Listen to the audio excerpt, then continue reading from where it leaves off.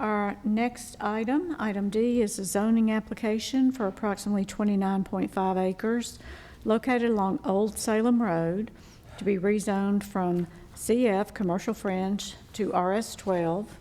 Alcorn Properties LLC is the applicant. Mr. Donovan. Thank you. Busy tonight. Chair Jones. Yes, I do. This agenda is mostly my items. All yours. Very good. Before I get into going through the staff report in this item, I just want to take a moment and kind of discuss where we're at in the process on this one, and really why we're here tonight for the board to hear this item. So this is a request to rezone a property. What a rezoning is really the first step in our development process if they're not developing under the current zoning. What it is an entitlement phase, which gives them bulk regulations, setbacks, lot sizes, height requirements, things of that nature, which they are constrained by to develop when they move forward in the process if this body makes a favorable recommendation and ultimately city council approves it. So this is the first step in the city reviewing and considering an item, but this just gives its entitlements. No plan is set in stone tonight. Anything that gets shown tonight isn't necessarily what's going to get built. We have, it is just an illustrative document to show what they are considering doing and what the potential is for the site. That being said, from here, if city council were to rezone it, or even if it stays its current commercial zoning, there are additional steps in the processes where other ordinances within the city's regulations come into play. So if this property were to stay commercial or is rezoned to residential, it is going to go through one of two processes. It would go through a site plan review or a subdivision development review for a preliminary plat, construction drawings, final plat before that's ultimately recorded. In both of those processes, we're going to look at how that compares to the major thoroughfares plan. So are road improvements required? Are sidewalks going to be required? We look at other documents, other regulations to make those determinations when we get to that stage of the process. So not only are we going to look at major thoroughfares plan, we have a stormwater ordinance that will be reviewed against the proposed development. The developer will be required to comply with that. We also have a flood prevention ordinance that Ms. Knopf, our floodplain administrator, reviews and makes sure developments are complying with that. So this is just the beginning, an entitlement process that would give any developer or anybody in the city an idea of what their allowed uses are, what their setbacks are going to be, and what their other bulk regulations are going to be. So just, this is the first step. There are other items that we know are going to be of question and concern that'll come up tonight, but there is a process to address those. The bulk requirement stage, the bulk entitlement stage that we're at tonight is not where those are addressed. Okay, so this is an application by Alcorn Properties LLC requesting to rezone the subject properties from commercial fringe to single-family residential on a 12,000 square foot lot. So these three properties are located on the south side of Old Salem Road, and they're currently vacant. There are three properties involved that are 3.79 acres, 16.2 acres approximately, and then 9.4 acres. That's a combined acreage of about 29.5 acreage. So due to environmental limitations around Puckett Creek, we do have a concept plan that the developer or the applicant provided us that shows approximately 21 lots, but again, that's a concept plan. This may be refined further as they move further on in the process if the rezoning is approved. But the intent is to do large lots within this zoning district. So prior to this coming before the board, there was actually a site plan for a private school approved on the site. that included a flood study with that site plan application, and it identified floodway and floodplain on this site. So we know there are some environmental limitations. Currently, the city has a consultant working on a flood study for this portion of Puckett Creek, so that is in the work. That is still ongoing, but it is in the work. The floodplain of Puckett Creek, as identified in the coming flood study, could constrain future development of this site. So that study could affect what occurs tonight and in the future.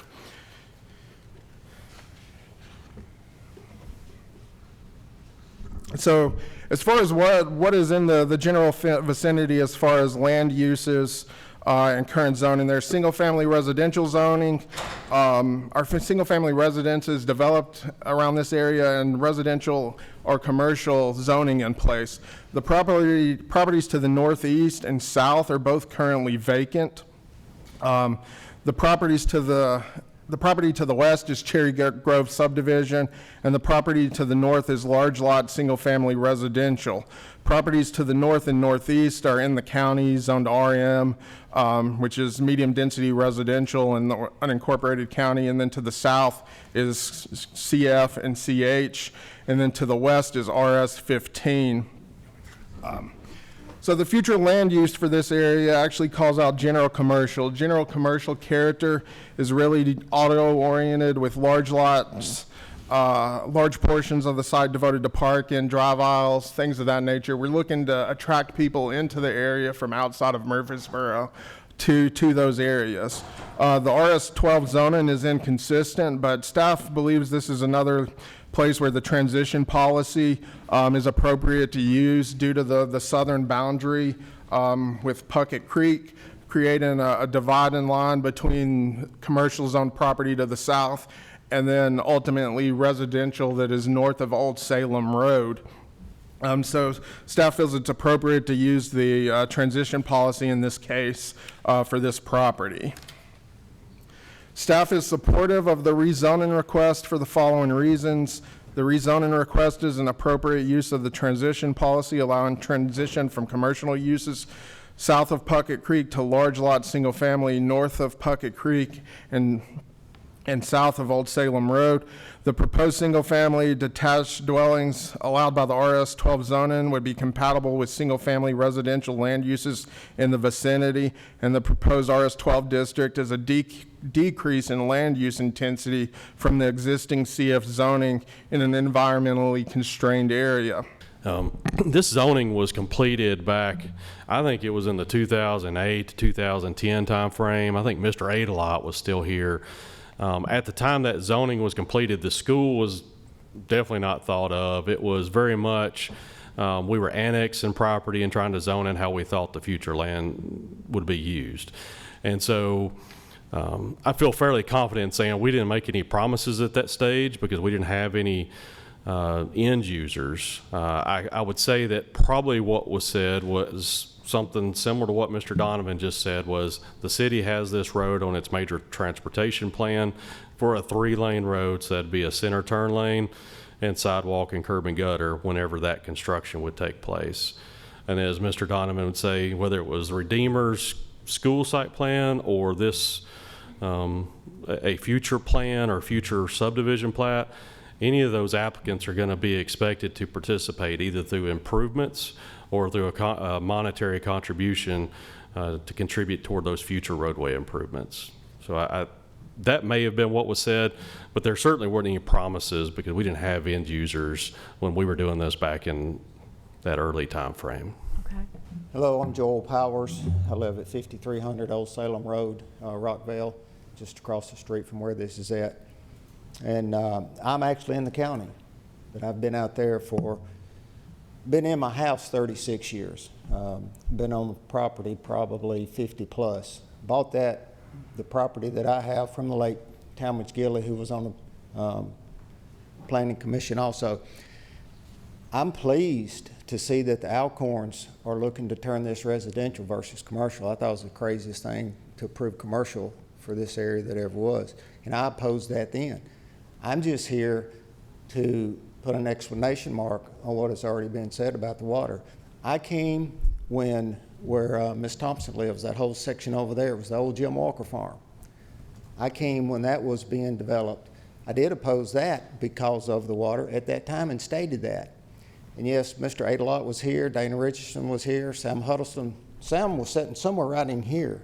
And when I brought that up, Sam said, we're aware of the water. We have a plan for that. I don't have any hesitation that we can take care of it. Now, I have pictures. I sent these in at, I think, 2:52 to Matthew. But here's 2017 when they were just starting the development. There's a track hole. The water's to the top of the tracks. That's waist deep to me. This has been going on, and I don't believe it's technically listed as a flood zone. It's just a creek. And the gentleman said it takes 4 days to rain. Like I said, I've been out there 50 years. 4 inches of rain in about a 24-hour period puts that over the road. We have that 2 or 3 times a year. And week before last, when it got up this last time, was 5.5 inches. I keep a rain gauge. That's not unheard of. Maybe this time of year we don't normally get that. But December, January, February, March, it'll get over the road 2 or 3 times. And that is what needs to be addressed. I don't know what's the best avenue, so I just came up here tonight. Like I said, I'm all for the Alcorns putting homes over there. I'd certainly rather look at my front window and see a home than a school or some other big parking lot that's just going to cause more runoff and more problems. But the water's got to be taken care of.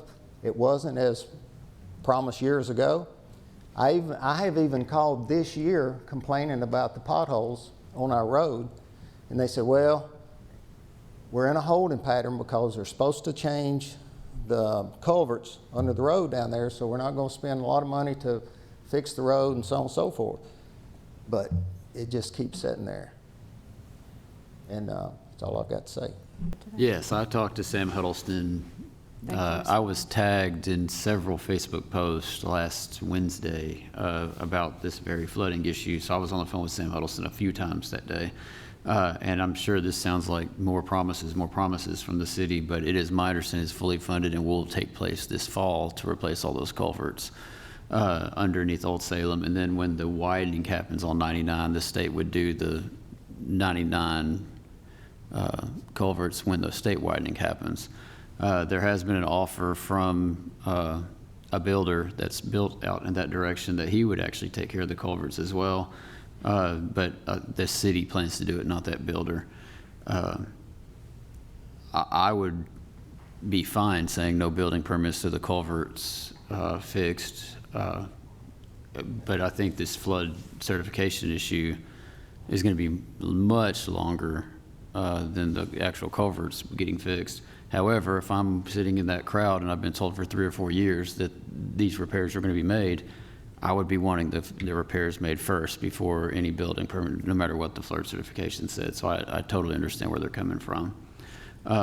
So I'd be okay with even making that part of the conditional approval, was making the culverts have to be fixed before we issue any permits, on top of waiting for the flood certification. Okay, what else? Mr. Halliburton? Yeah, so I don't think the rezoning is going to negatively impact the water piece, and hopefully, through this process, hopefully it will help. But here's my, and I don't disagree with what Mr. Wright just said, but I also heard something that does bother me, in the fact that the first gentleman that spoke, that this development that's behind his house, that has nothing to do with this rezoning request, has caused more water to come into his property. And so we, as a planning commission, sit here and say time after time after time that the whole idea with what you just, Mr. Donovan, you were talking about earlier, that we're not going to cause, that any new development is not going to cause any more water to come onto someone's property that wasn't already coming on there. Now, whether it is or it isn't, a new development shouldn't have caused more water to come on to the neighbor's property.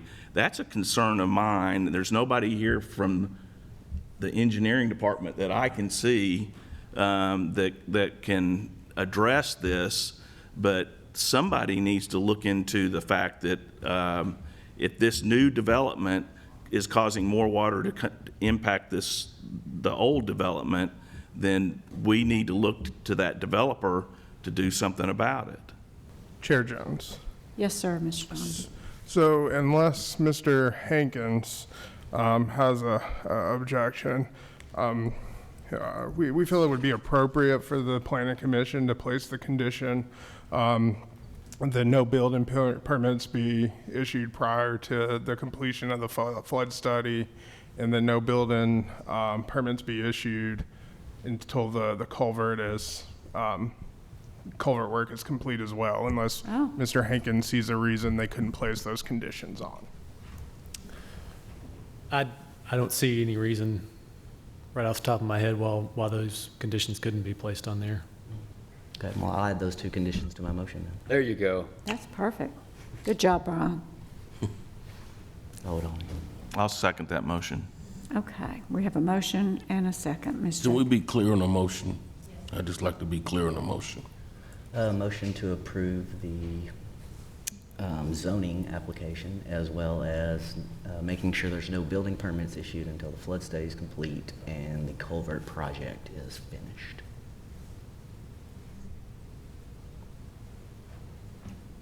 I will second that motion. Now we have 2 seconds. Yeah. Oh, we have a motion and a second, Ms. Jacob. Ms. Savelwater? Aye. Mr. Carroll? Aye. Vice Chair Halliburton? Aye. Mr. Harris? Aye. Mr. Prince? Aye. Mr. Wright? Aye. Chair Jones? Aye.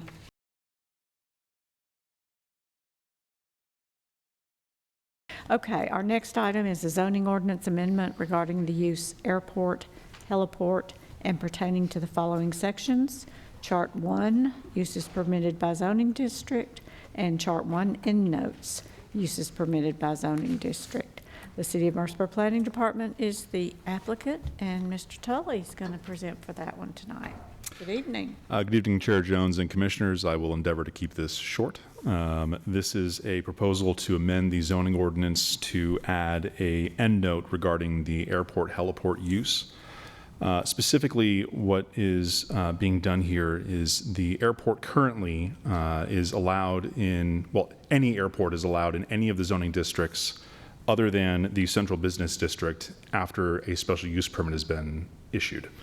The purpose of this amendment will be to allow the Murfreesboro Airport, if it's making improvements within the airport design overlay, to forego that special use permit process. There will still, of course, be city oversight through, well, number one, approval from the Planning Commission to do the improvement in the first place, FAA approval for any improvements to the airport, and then site plan review from the Planning Department, as well as any substantial changes to the airport will require an amendment to the airport master plan, as well as the airport layout plan by the City Council. And so all that this is doing is basically removing the need for the special use permit process for improvements from the airport. So with that, I'll be available for any questions, but that's the summary. I really appreciate that explanation. You are welcome, sir. Any other questions or comments before we open the public hearing? Okay. We will open the public hearing regarding this zoning ordinance amendment and ask if there's anybody that would like to come forward to speak. Seeing no one, we will close the public hearing on this item. Comments, questions, or motions? If there are no questions, I'll make a motion to approve, subject to all staff comments. Second. Motion and a second. Ms. Jacob? Ms. Savelwater? Aye. Mr. Carroll? Aye. Vice Chair Halliburton? Aye. Mr. Harris? Aye. Mr. Prince? Aye. Mr. Wright? Yes. Chair Jones? Aye.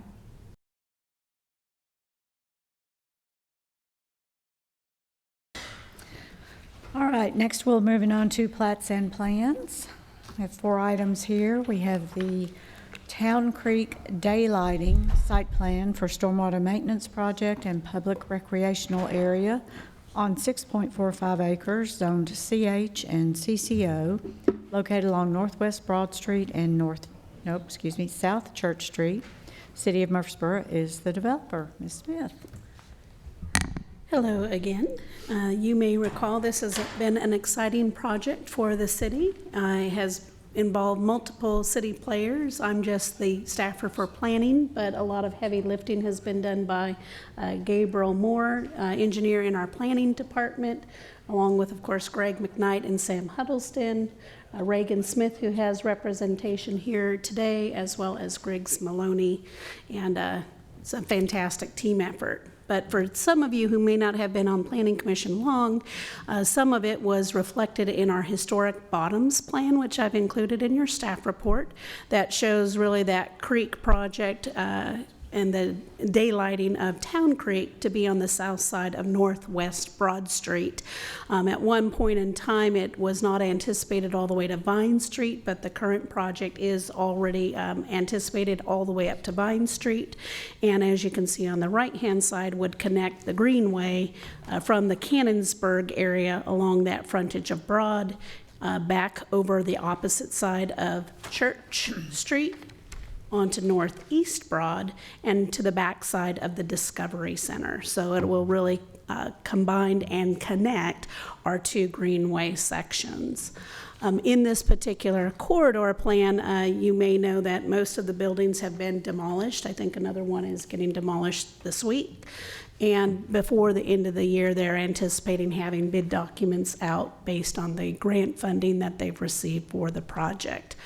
This gives you kind of an overall view of that street infrastructure, which includes a portion of Hickerson Drive, which is a separate item on this afternoon's agenda, as well as the frontages along South Front Street, along Castle Street, Church Street. When we look at the overall plan setup and you zoom into each various component, we are including some additional new parking required on, not required, but on Hickerson Drive to provide some, I'll go back to this one, on Hickerson Drive that will provide some on-site parking for the project itself. They've updated, I call it the nice colorful map. You'll see that parking area here along Hickerson Drive. That's being provided with 17 additional parking spaces plus 2 handicaps. Of course, there will also be the existing Cannonsburg trailhead that provides additional parking to get onto the Greenway and utilize the facility. And then over by the McDonald's area, we're looking at providing about 7 additional spaces on their site because of some of the changes and impacts there, and another 7 on the backside and 1 ADA at the backside of the wetland connection on that site. As you can see, most of the project site to date does look at daylighting of the creek set back a little bit from the corner of Church Street, and that's to accommodate for the separate project for the pedestrian bridge, making room for that as a separate project, but this is a standalone project with its own time frame. But the white area that you see here all the way around the facility is a 54-inch fence with multiple access points that in the future the operating hours for when those will be open or closed would be determined, but really for those more what I call active space areas. But then you'll see outside of that fence line a pathway here, and there's actually 2 of them, one for bikes and one for peds, that comes through the site so that during any time of the day, those will be accessible to persons that are traveling along Broad. And the project does involve the removal of all of the sidewalk that's directly adjacent to Broad Street. And the idea, again, is to, once the bridge is built, have them traverse the street from there. And then you do recall in the cross section on the other side of the street, we have the Keystone project, which will maintain a sidewalk per our Main Street revitalization plan, whereas the creek side will really pull that sidewalk further away from the travel lanes and provide an active space for folks to enjoy. Here you can see a little bit better cross-section where the travel lane is and where that fence sits back. It's anywhere between 12 to 20 feet, and then where the creek dives in a little bit more will adjust before you hit that fence line. So again, you're discouraging walking on that side of the street directly adjacent to the travel lanes. And in the future, there may be other city projects that affect some of those travel lanes. So we're wanting to make sure that there's plenty of room for those features as they go. Additionally, on the site, you'll see features like these retaining walls. Some of those retaining walls, if they have fall drops that are extremely severe, they'll have some shorter 3-rail fencing as well included in that project. And then they have some activities that actually try to bring people down to the creek level to enjoy those. And again, here's that pedestrian path and bike trail that we were showing adjacent to Hickerson, with the decorative street lighting being added to those features so that pedestrians and bicyclists do have adequate lighting for the project site. When you're looking at the entirety of the site, you may recall some of the McDonald's site was done a long time ago, but part of the project will again allow that daylighting to also occur on the opposite side of the street, directly adjacent to the McDonald's site. There are a couple of bridges that are anticipated, just pedestrian size and scale bridges within the project site activity area that will allow pedestrians to get across the street. There's also some various green space areas that allow larger congregations of activities to occur. So you can see a little bit better here. And then there will be maintaining Hickerson Drive vehicular access to one parcel here, the very first parcel that's on the corner, as well as the second parcel in, and all the remaining vehicular access would be converted into really this pedestrian and bike access along the way. Again, when you're looking at these areas, they're not hardscapes. No hardscape buildings are included in this particular portion of the project, so it's really to get the spline so that all those activity centers over time have the ability to modify. City also purchased this particular site here due to some of those access issues that is also incorporated into the site plan for the project. And then here you can see a little bit more of that detailing of how the sidewalk will tie in with a pedestrian bridge that gets you back over to the back side of the Discovery Center and extends until it hits the existing greenway system there. Other things that have been included, you'll see within the attachments, there's various sections of pavers, as well as some focal point areas. There is landscape. City is still working through a lot of those landscape issues so that it can have a good mix between beauty and not heavy maintenance over time.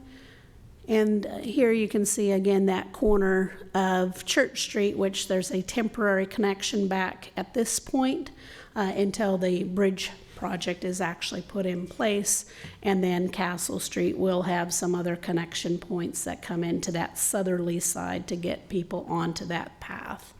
And again, some of these features that they include are some things called scrambles, which are natural looking ways to get down to the creek, as well as some features that could allow for future, what you see at Cannonsburg, parking of mobile food vending for events and those sort of things over time. But with that, we wanted to give you a good overview. And then this last one, which I would say is a good idea of how everything ties together, shows where the pedestrians will be able to traverse on the back side of the site, where we're going to get those connections back to the other greenways here along the northerly and the southerly portions of the site, and then where some of those sidewalks are going away in various sections, including along Church Street. So again, trying to get the pedestrian further off these very heavy traffic ways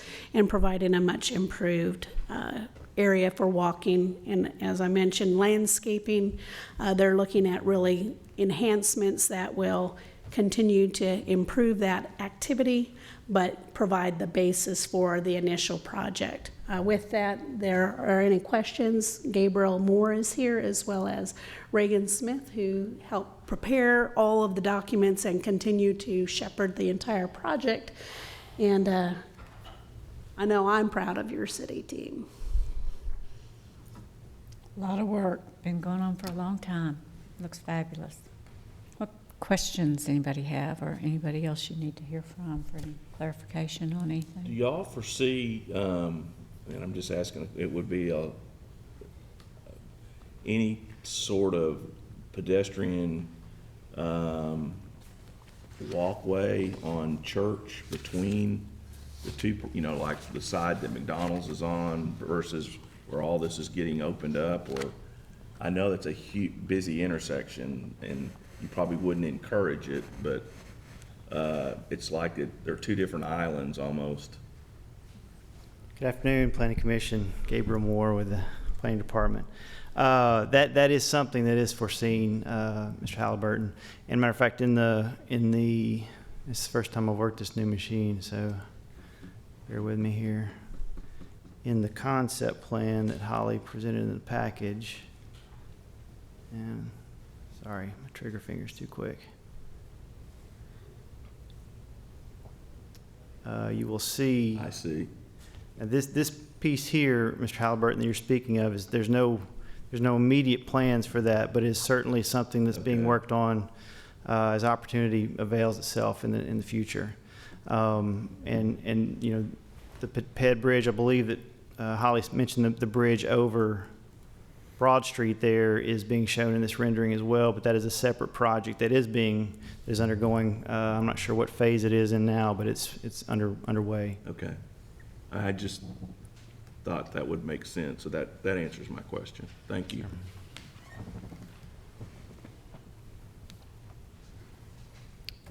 Yeah, and I was going to say the only other independent project that I did not mention is that the city, through the Keystone project, of course, they're working on some plans to realign the Vine Front Street. So the nose section of this, you notice this section out here is where the current street is. So this plan reflects once we pull in that street, but that is a separate project with its own separate timing, as well as some widening around the Church and Broad Street intersection that they're also doing with that project that they're responsible for as part of the Keystone project.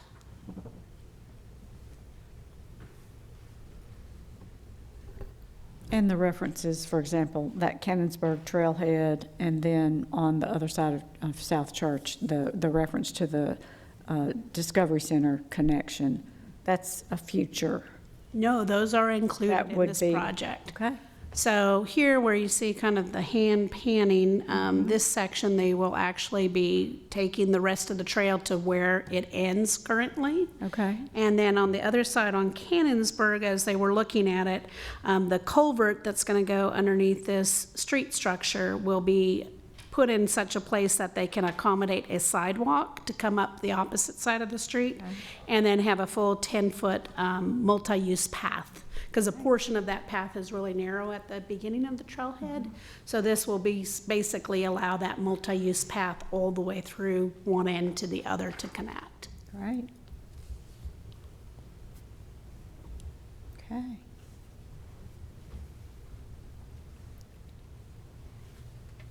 Any other questions or comments?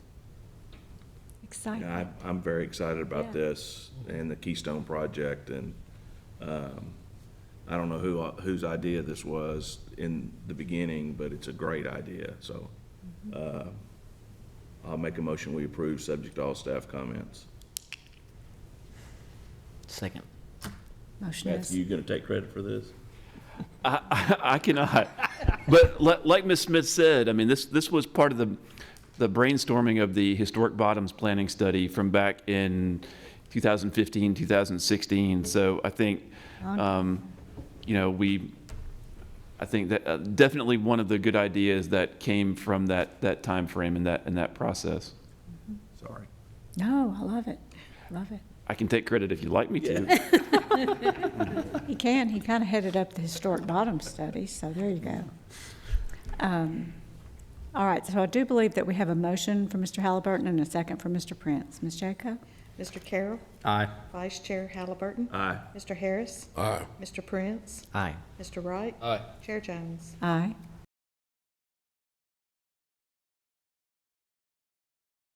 Item A is the mandatory referral to consider closing a portion of Hickerson Drive from vehicular use. City of Murfreesboro is the applicant. Ms. Smith? I promise this is my last item. That's all right. You're on a roll. Let's go. We're on a roll. We're excited. So here you can see on the screen on top of here is the portion of Hickerson Drive we touched upon briefly during the Town Creek daylighting project. So the portion that's directly adjacent to Front Street would maintain regular right-of-way and vehicular access. And in this one, it's a little bit different. We're looking at just changing the Hickerson Drive to be closed to vehicular access. So it's not abandoning the right-of-way and consolidating it with something else as legal kind of dove into this particular site. It's still going to be used for access. It's just not for vehicle access. It will change to bike and ped. So we're anticipating we would keep the right-of-way, but only close to vehicular access this remaining portion of Hickerson. As I shared earlier, the city does own one piece that was going to be maybe problematic if they needed access, so the city did purchase that site. All of the ones that are on this northerly side of Hickerson have been all purchased by the city with the demolition and the creek project, and the ones that are remaining in place to the south, these two closest to Front will maintain their access off of the open portion, and this bottom section down off of Castle will maintain its access off of Castle Drive. So staff is looking at setting a public hearing for this, as we have reached out to all the utility companies, and we'll bring you a more further report during our public hearing, which we're asking that you set for the September 4th. September 4th, yes ma'am. Meeting date. Okay, September 4th. So we're not adjusting during the week of Labor Day. No, our adopted calendar has our regular meeting on September the 4th. Just confirming. Okay, any questions before we set a public hearing? I move to set the public hearing on September 4th. Second. Motion and a second. Ms. Jaco? Mr. Carroll. Aye. Vice Chair Halliburton. Aye. Mr. Harris. Aye. Mr. Prince. Aye. Mr. Wright. Aye. Chair Jones. Aye.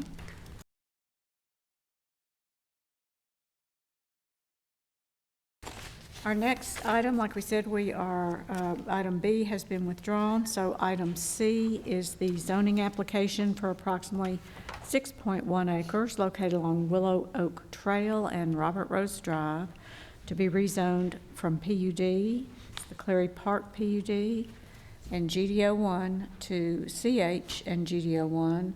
Heinz Clary Park Land Holdings LLC is the applicant. Mr. Barbie, right? I'm going to fill in for Mr. Barbie. Okay. He had to step out, but he has been the one who's done the work on this application.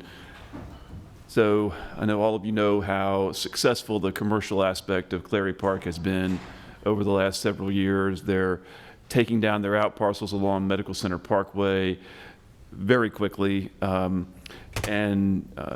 The Heinz team, along with SEC, came to us and said that they really needed more commercial land out there. This was an area that was going to be developed with, and I've got it pulled up. If the cable department could put it on my computer. Thank you. Thanks anyway, Holly. So Heinz and SEC identified the need for additional commercial land in Clary Park. I think they saw that the demand was still really great for additional commercial development in that area. And so this area in blue, which is a little over 6 acres that had been approved as a part of the PUD for residential development, they are now requesting to have it rezoned from PUD, the Clary Park PUD, to CH. And the commercial development in Clary Park is zone CH and GDO1, so they're wanting to replicate the CH and GDO1 zoning that is the zoning that is for the rest of their commercial development. I don't know specifically what type of uses that they're getting inquiries about in this location. Of course, the Gateway Design Overlay District placed on this property will place restrictions on a number of uses that would be allowed in commercial highway outside of the Gateway Design Overlay District. And I believe that Mr. Taylor had communicated to Mr. Barbie that Hines will be recording a supplemental declaration to the CCNRs for the commercial to add this property to the commercial. Is that correct, Mr. Taylor? So all of the restrictions that were placed upon the commercial along Medical Center Parkway will also then apply to this property as well. So we're requesting that you, before we request that you schedule a public hearing, I do want to note that this is in the area on the future land use map identified as employment generating. Employment generating recommends employment generating uses, offices, office parks, business parks, advanced manufacturing uses as the primary use, and then commercial, retail, and residential are allowed as secondary uses. So basically what they're proposing to do is rezone the property to allow for one of the uses that's been identified as a secondary use, kind of exchanging one secondary use, which is already zoned for residential, for another secondary use in the employment generating land use character, which is more the commercial retail. I think it's more likely that even though the CH zone would permit a number of uses that would be classified as employment generating uses like office parks and the like, that this is more likely to develop with the pattern that has been established in Clary Park, more retail and restaurant uses. With that being said, we are requesting that you schedule a public hearing for this matter for the September 4th Planning Commission agenda. And Mr. Matt Taylor is here representing Hines, if you have any questions for him. I've got a question. I know this has been a long time ago, this is 4 years ago. We had one part of the residential set aside that if we could bring a Class A office space, that it would be Class A, and then we had to wait so long, and then it would revert to residential. Is that this section? No, that is not this section. Mr. Taylor, I believe that is the section that's lot 18. It is. So if you can go back to the podium. Yeah, so that right there is where the apartments are being built right there. You see the red X. And then kind of down off the screen was that area, okay. Councilman. And so you'll actually, we were going to bring a site plan on that for townhouses this month, but next month you'll actually see a PUD amendment for that portion of Clary Park that deals with architecture on the townhomes for that portion. And as far as uses on this segment, my client has already started talking to another hotel user. We envision probably 3 users back here. One thing my client has committed to the city is no more drive-through restaurants on this portion. And I think some of the proximity to the residential might limit that ability as well. But so was this X amount of townhomes, or was this a single-family detached section? I believe there was a mix. I think what was along Willowoak was detached, and then behind that was townhomes. Okay, thank you. I don't remember the exact number total. I understand.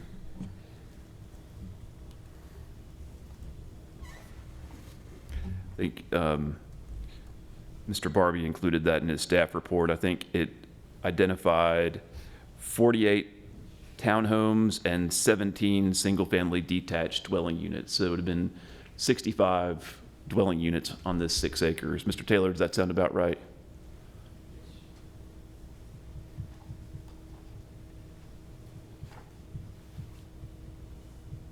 Okay. Any other questions before we schedule the public hearing? Move for approval to schedule a public hearing on September 4th. Second. Motion and a second, Ms. Jaco. Mr. Carroll. Aye. Vice Chair Halliburton. Aye. Mr. Harris. Aye. Mr. Prince. Aye. Mr. Wright. Aye. Chair Jones. Aye.